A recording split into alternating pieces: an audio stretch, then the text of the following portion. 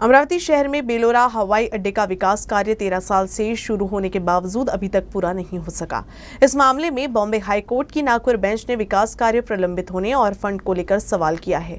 High court ने राज्य सरकार के सामान्य प्रशासन विभाग के प्रमुख सचिव, महाराष्ट्र एयरपोर्ट डेवलपमेंट कंपनी के प्रबंध निदेशक और भारतीय विमानपत्तन प्राधिकरण के विभागीय कार्यकारी निदेशक को 4 सप्ताह के भीतर अपना जवाब देने का निर्देश दिया है। अमरावती के पूर्व राज्य मंत्री डॉक्टर सुनील देशमुख की याचिका के मुताबिक राज्य के 7वें सबसे बड़े और विभागीय मुख्यालय अमरावती में एयरपोर्ट उपलब्ध नहीं कराया गया है। सुनील देशमुख ने हाईकोर्ट की नागपुर खंडपीठ में हवाई अड्डा विकास के लिए जनहित याचिका दायर की है, जिस पर सुनवाई के दौरान अब तक इस एयरपोर्ट के विकास कार्य को लेकर पूरी जानकारी के आधार पर चर्चा हुई। बेलोरा हवाई अड्डे का विकास कार्य 13 साल से शुरू होने के बावजूद अभी तक पूरा नहीं हो सका। इस पर बॉम्बे हाईकोर्ट की नागपुर बेंच ने विकास कार्य प्रलंबित होने और फंड को लेकर सवाल किया है। विमानतळ नसेल तर तो प्रभाग मागे पडतो। त्याच्यामुळे मी जेव्हा 2009 मध्ये पालकमंत्री होतो तेव्हापासून या प्रयत्नात होतो आणि तेव्हा त्या प्रस्तावाला मान्यता सुद्धा मी मंत्रिमंडळाची घेतली होती। जवळजवळ 270 कोटीचा तो प्रस्ताव होता। अमरावती एअरपोर्ट जी आज 1250 त्याची धावपट्टी आहे ती 1800 मीटर करायला 1250च्या धावपट्टीवर छोटंच विमान उतरू शकते, छोट्या विमानात 5 सीटर किंवा 7 सीटर आणि ATR 72 जे विमान आहे ते 1850 मीटरच्या धावपट्टीवर येऊ शकते। पण सातत्याने काही ना काही अडचणी त्यातल्या मधल्या काळामध्ये मला पराभव पत्करावा लागला। 2009 ते 2014 काही त्याच्यात घडलं नाही आणि तत्कालीन मुख्यमंत्री देवेंद्रजी फडणवीस आणि वित्तमंत्री सुधीर मुनगंटीवार यांच्या सहकार्यांनी आपण भूमिपूजन सुद्धा केलं, त्याच्यासाठी निधीची उपलब्ध करून घेतली आणि पुन्हा 2019 मध्ये निवडणुकीमध्ये हार पत्करावा लागल्यामुळे पुन्हा 3 वर्ष काही त्याच्यात झालं नाही आणि मागच्या 3 वर्षाच्या कार्यकालामध्ये तर या मागच्या सरकारने तर एक शदाम सुद्धा त्या एयरपोर्टला दिला नाही। त्याच्यामुळे त्याचं काम पूर्ण रखडलेलं होतं। डॉक्टर सुनील देशमुख ने कहा कि मौजूदा विधायकों और सांसदों को इस संबंध में चेतावनी देना जरूरी है, लेकिन इस मुद्दे पर कोई ध्यान नहीं दे रहा। जनप्रतिनिधी आहेत, या जनप्रतिनिधीची प्राथमिकता अलगच आहे। त्यांना विकासाच्या बाबतीत काहीच घेणं देणं नाही आणि त्यांना हे लक्षात आलेलं आहे की मला हे आता हळूहळू जबाबदारीने मी सांगतो, त्यांना हे लक्षात आलं की विकासाच्या नावावर मत मागण्यापेक्षा दंगली करून हिंदू मुसलमान मध्ये कडवटपणा निर्माण करून, कटुता निर्माण करून, त्यांचं ध्रुवीकरण करून मत मागणं जास्त सोपं आहे। कारण की 5 वर्ष मेहनत करण्यापेक्षा शेवटच्या महिन्यात दंगल घडवून आणायची आणि मतविभागणी करून घ्यायची आणि निवडून यायचं, हा जो त्यांचा फंडा आहे तो सक्सेसफुल झाला आहे हे मात्र मान्य करावं लागेल। त्यामुळे त्यांनी त्यांच्याकडे दुर्लक्ष केलं। शेवटी कंटाळून जाऊन मी ॲडव्होकेट प्रवीण पाटील यांच्या माध्यमातून जनहित याचिका उच्च न्यायालयाच्या नागपूर खंडपीठासमोर सादर केली आणि मला सांगायला आनंद झाला की परवा त्यांनी ती मान्य दिली। अब कोर्ट ने जवाब के लिए 4 हफ्ते की समय सीमा तय की है। अब देखना दिलचस्प होगा कि राज्य सरकार की तरफ से क्या जवाब दिया जाता है और क्या फंड उपलब्ध कराया जाता है। Arun Joshi, UCN news, Amravati. वरिष्ठ कम्युनिस्ट नेता वृंदा करात ने संगठनों पर प्रतिबंध लगाने के केंद्र के फैसले की निंदा की है। अमरावती में उन्होंने कहा कि प्रतिबंध लगाना एकमात्र समाधान नहीं हो सकता।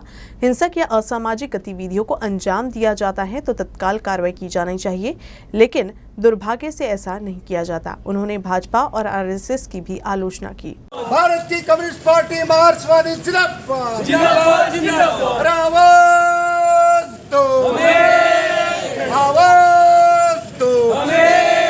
कॉमरेड वृंदा करात को लाल सलाम, लाल सलाम, लाल सलाम। कॉमरेड वृंदा करात को लाल सलाम, लाल सलाम, लाल सलाम। हमारे देश में जात पात धर्म का झगड़ा नहीं चलेगा, नहीं चलेगा, नहीं चलेगा। हमारे देश में जात पात धर्म का झगड़ा नहीं चलेगा, नहीं चलेगा, नहीं चलेगा। हमारी पार्टी का ये मानना है कि पाबंदी लगाकर उसका हल नहीं निकल सकता है।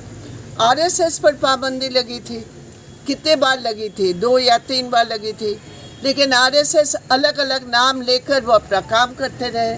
सिमी पर लगी थी, सिमी ने भी अलग अलग नाम और चेहरे सामने रखकर उन्होंने काम शुरू किया।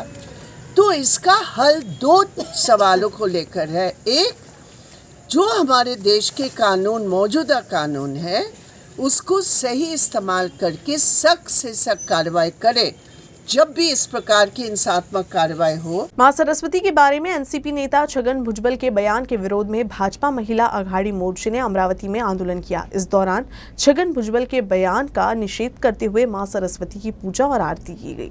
एनसीपी नेता छगन भुजबल के बयान के खिलाफ जगह जगह भाजपा कार्यकर्ता आंदोलन किए। अमरावती में भाजपा महिला अघाड़ी मोर्चे के नेतृत्व में जोरदार आंदोलन किया गया। शेगांव नाका चौक पर इस आंदोलन के दौरान छगन भुजबल के बयान की सार्वजनिक रूप से निंदा की गई और उनके खिलाफ जमकर नारेबाजी की गई। इस दौरान भाजपा महिला मोर्चा अध्यक्ष लता देशमुख के साथ कुसुम साहू, राधा कुरिल, रीता मोकलकर, लवीना हर्षे, श्रद्धा गहलोत, संध्या टिकले और बड़ी संख्या में कार्यकर्ता मौजूद थी। सरस्वती मातेचा अपमान करणाऱ्यांचा निषेध असो। सरस्वती मातांचा अपमान करणाऱ्या नेत्यांचा अमरावती जिले के मेलघाट क्षेत्र में मोखा से धूलघाट रोड पर गड्ढों की वजह से वाहन चलाना मुश्किल हो गया है। ग्रामीणों ने प्रशासन और जनप्रतिनिधियों से इस ओर ध्यान देने की मांग की है। मेलघाट में ग्रामीण इलाके में सड़कों की दयनीय स्थिति के कारण यह छोटे मोटे हादसे होते रहते हैं। सड़क पर बड़े बड़े गड्ढों के कारण यातायात में बाधा हो रही है। कई साल पहले बनी इस सड़कों के हाल अब बेहाल हो चुका है। मोखा गांव से धूलघाट रोड तक की सड़क पूरी तरह से गड्ढों में तब्दील हो चुकी है। सड़क की इस दुर्दशा के बाद भी किसी का इस ओर ध्यान नहीं है। इसलिए यहाँ के नागरिकों ने मांग की है कि स्थानीय विधायक जिला प्रशासन इस ओर ध्यान दे और गड्ढों वाली सड़क की सूरत बदले।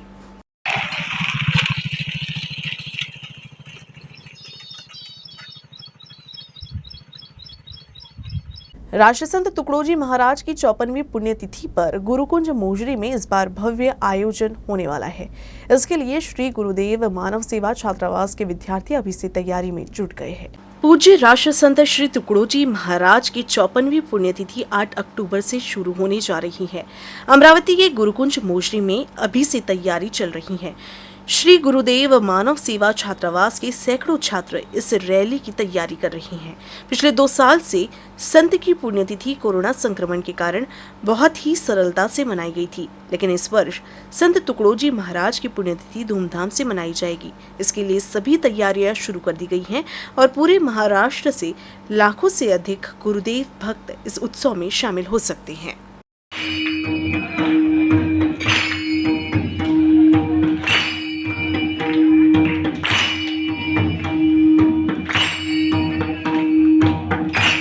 राज्य में लंपी रोग नियंत्रण में है और अब ये संक्रमण कम होता जा रहा है।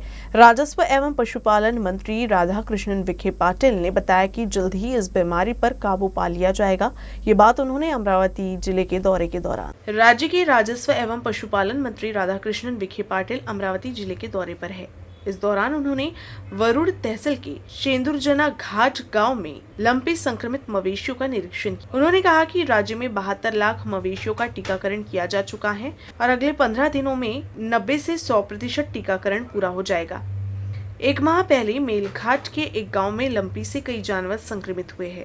जिले के 180 गांव में 6,608 जानवर इस बीमारी की चपेट में आ चुके हैं। चौंकाने वाली बात यह है कि 21 सितंबर को जिले में सिर्फ 1,970 जानवर ही लंपी से संक्रमित हुए थे। 30 सितंबर को यहां संख्या 6,608 पर पहुंच गई है। लंपी ने सिर्फ 10 दिनों में 4,638 जानवरों पर हमला किया है। इस रोग से अब तक 159 मवेशियों की मौत हो चुकी है। इस बीच करीब 2,900 मवेशी इस बीमारी से उबर चुके हैं। सरकार ने पहले चरण में बारिश से हुए नुकसान के लिए 25% फसल बीमा देने का वादा किया था, लेकिन फसल बीमा का पैसा अभी तक किसानों के खातों में नहीं पहुंचा है। इसलिए अमरावती में स्वाभिमानी शेतकरी संगठन के कार्यकर्ताओं ने प्रधानमंत्री फसल बीमा कंपनी के कार्यालय को ही ताला लगा दिया। इस मौके पर सरकार और फसल बीमा कंपनी के खिलाफ नारेबाजी की गई। स्वाभिमानी किसान संघ ने चेतावनी दी कि 7 तारीख को अमरावती आने पर पालक मंत्री देवेंद्र फडणवीस का पुतला जलाएगा। कंपनी पूर्ण पैसे शेतकऱ्याचे खाते याला शासन जबाबदार आहे, ही कंपनी जबाबदार आहे। शिंदे फडणवीस सरकारने शेतकऱ्यांसंग खूप मोठा धोका केलेला आहे। अरे नारे देणं काय आंदोलन करून राहिले? अरे नारे बिरे देणं बंद करा, छोटा कंपनी वाले शेतकऱ्याला दुकान बंद करा म्हणा।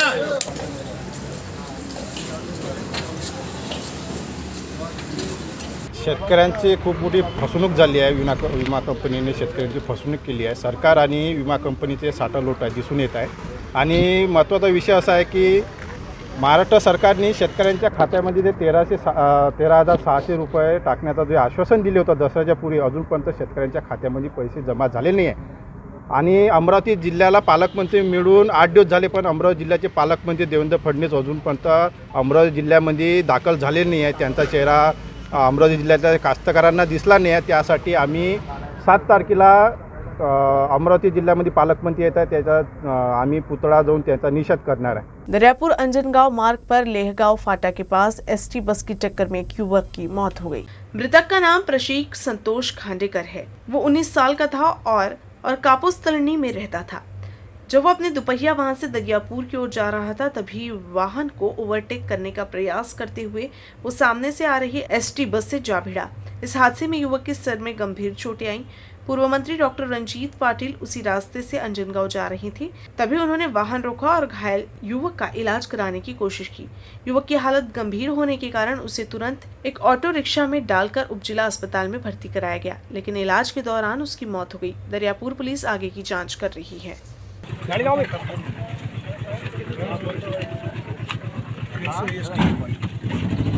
अचलपुर समरसपुरा के श्री जगदम्बा देवी संस्थान में जब गरबा डांडिया चल रहा था, तब सूचना मिली कि डांडिया मंडप के पास से क्षेत्र के एक मुस्लिम व्यक्ति का अंतिम संस्कार किया जा रहा है। इस बीच अखाड़े के प्रमुख विजय महाराज बुजाड़े ने डांडिया को रोकने का आदेश दिया और धार्मिक सौहार्द का परिचय। अचलपुर सांप्रदायिक और धार्मिक दंगों के मामलों में बहुत संवेदनशील शहर है। इससे पहले गणेश उत्सव के दौरान यहाँ के गणेश भक्तों ने मुस्लिम शव यात्रा के लिए रास्ता खोलकर दिया था। शुक्रवार को जब जगदम्बा देवी संस्थान क्षेत्र में डांडिया चल रहा था, तब वहां से मुस्लिम समाज के किसी व्यक्ति की अंतिम यात्रा जा रही थी। ये देखते ही अखाड़े के मुखिया विजय महाराज बुजाड़े ने डांडिया को रोकने का आदेश देकर धार्मिक सद्भाव और मानवता का परिचय दिया। सरमसपुरा स्थित जगदम्बा देवी अखाड़ा कला, खेल और सांस्कृतिक में योगदान दे रहा है। पिछले कई वर्षों से इस क्षेत्र में अखाड़े के माध्यम से योग, डांडिया, लेजिम, कबड्डी, कुश्ती को प्रोत्साहित किया जा रहा है और युवाओं और युवतियों को मुफ्त मार्गदर्शन दिया जाता है। युवाओं को नशे से दूर रहने और स्वस्थ जीवन जीने के लिए प्रोत्साहित किया जाता है। अचलपुर में हिंदू मुस्लिम में छोटे मोटे झगड़े का इतिहास रहा है, लेकिन इन दिनों यहाँ हिंदू मुसलमान के बीच सौहार्द का माहौल है।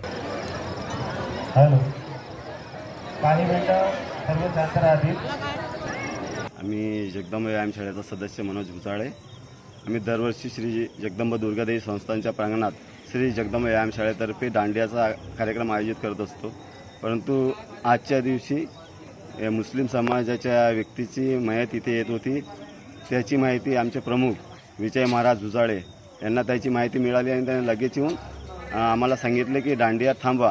तर आम्ही त्यांचे अंत्यसंस्कार होईपर्यंत 10 ते 15 मिनटं दांडिया पूर्ण बंद ठेवला आणि हे आमची संस्कृती आम्हाला सांगते की कोणाची काही मयत वगैरे असलं तर थोडं त्यांना सम्मान द्यावा।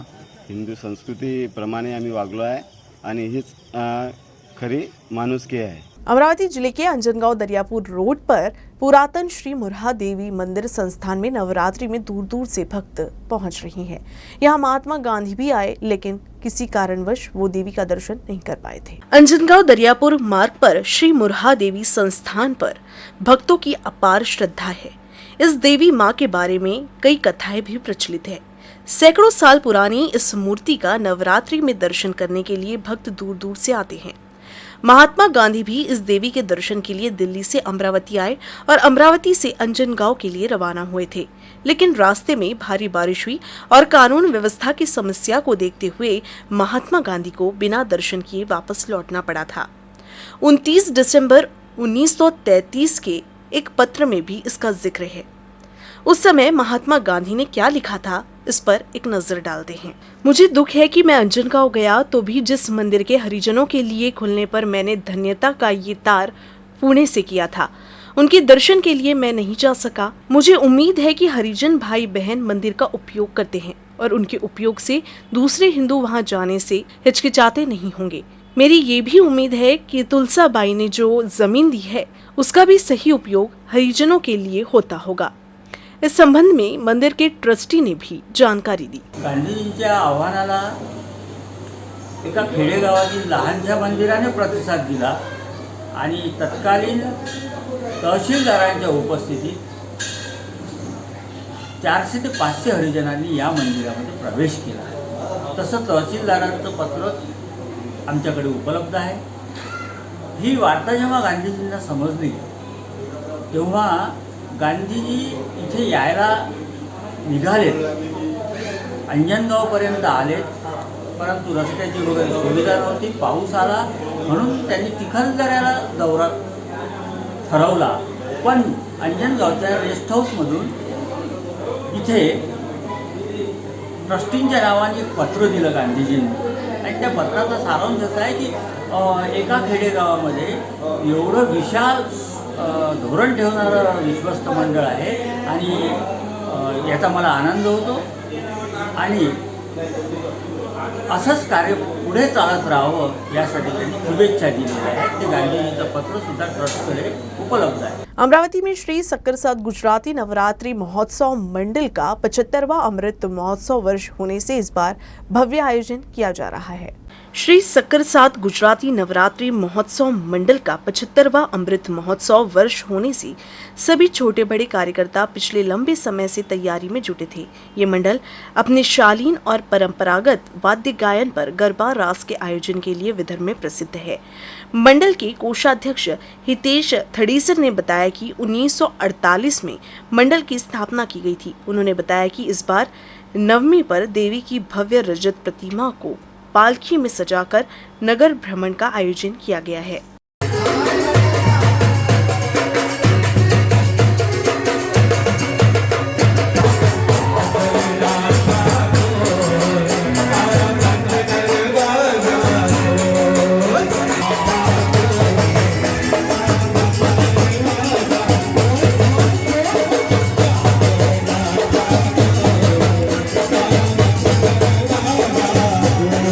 भारतीय जनता पार्टी के राष्ट्रीय महामंत्री सुनील देवधर ने मोर्शी में ठाकरे की शिवसेना की आलोचना की। इस दौरान उन्होंने कहा कि महाराष्ट्र को कांग्रेस और एनसीपी रूपी कीड़ा लग गया है। भारतीय जनता पार्टी के राष्ट्रीय महामंत्री सुनील देवधर शुक्रवार को अमरावती जिले के दौरे पर थे। मोर्शी शहर पहुंचते ही जयस्तंभ चौक पर फटाके फोड़े गए। इस मौके पर देवधर के साथ राज्यसभा सांसद डॉक्टर अनिल बोंडे, भारतीय जनता पार्टी की जिलाध्यक्ष निवेदिता दिगड़े, भारतीय जनता पार्टी के शहर प्रमुख सुनील ढोले ने देवधर का स्वागत किया। उन्हें भेंट के तौर पर संतरे की पेटी दिया गया। देवधर ने आलोचना की कि महाराष्ट्र राष्ट्रवादी कांग्रेस पार्टी और कांग्रेस से त्रस्त है और भाजपा कार्यकर्ताओं के औषध रूपी पसीने से ये कीड़ा नष्ट हो जाएगा। आणि त्याच्यामुळे तुमच्या कुशल हातामध्ये येणाऱ्या सगळ्या ज्या निवडणुका आहेत त्याच्यामध्ये भारतीय जनता पक्षाचं कमळ एकदम जोरदार विजयी होईल याच्यामध्ये मला कुठलीही शंका नाही। पण आपल्या सगळ्या कार्यकर्त्यांची प्रचंड मेहनत आवश्यक आहे। याचं कारण या महाराष्ट्राला कीड लागलेली आहे राष्ट्रवादी नावाची आणि काँग्रेस नावाची, आणि ती एक जी अजून अपवित्र शिवसेना जी राहिलेली आहे शिल्लक तिची। तर ही जी कीड आहे ही कीड मारायची असेल तर पेस्ट कंट्रोल करावं लागेल, आणि पेस्ट कंट्रोलचं जे केमिकल असतं ते कीड मारतं। वाळवी आपण शेतावर सुद्धा ज्या वेळेला संत्र्याच्या शेतावर एखादी कीड लागली की पेस्ट कंट्रोल करतो ना, केमिकल मारतो। तसं हे राष्ट्रवादी आणि काँग्रेस सारख्या किंवा ती शिल्लक राहिलेली शिवसेना जी फॅमिली पार्टी जी शिवसेना नाही ऍक्च्युअल, या सगळ्या फॅमिली पार्ट्या ही या देशाला लागलेली कीड आहे, आणि ती कीड मारायची असेल तर पेस्ट कंट्रोल करायला पाहिजे। अमरावती जिले के मेलघाट के धारिणी तहसील में लंपी की बीमारी से 48 मवेशियों की मौत हो गई। लंपी वायरस के नियंत्रण के लिए पशुपालन विभाग अलर्ट पर है और पशुपालकों से सहयोग करने की अपील की है। इस समय पूरे देश में मवेशियों में लंपी वायरस का प्रकोप दिखा जा रहा है। मेलघाट के ग्रामीण भी लंपी वायरस की समस्या से जूझ रही हैं। गाय बैल जैसे घरेलू जानवर इस वायरस से प्रभावित हो रही हैं। इसे नियंत्रित करने के लिए विभाग की पूरी टीम दिन रात प्रयास कर रही है। मेलघाट में पशु चिकित्सालय है, लेकिन इस पशु चिकित्सालय में किसी चिकित्सक की नियुक्ति नहीं की गई है। और देखा जा रहा है कि मेलघाट में पशु विभिन्न स्वास्थ्य समस्याओं से जूझ रही हैं। हालांकि हाल ही में इस वायरस के फैलने के बाद विभाग की एक विशेष टीम मेलघाट के ग्रामीणों के पास पहुंची और वे लगातार टीकाकरण कर पशुओं की रक्षा कर रही हैं। धारिणी तहसील के लगभग 110 गांव में सभी घरेलू मवेशियों का टीकाकरण किया जा चुका है। इसके साथ ही देखा जा रहा है कि विभाग पूरी सुविधाओं से लैस होकर गांव में पहुंचकर पशुओं को सुरक्षित करने का प्रयास कर रहा है। न्यूज रूम से बस इतना ही। खबरों का सिलसिला यूं ही चलता रहेगा। अब देखते रहिएगा यूसीएन न्यूज अमरावती।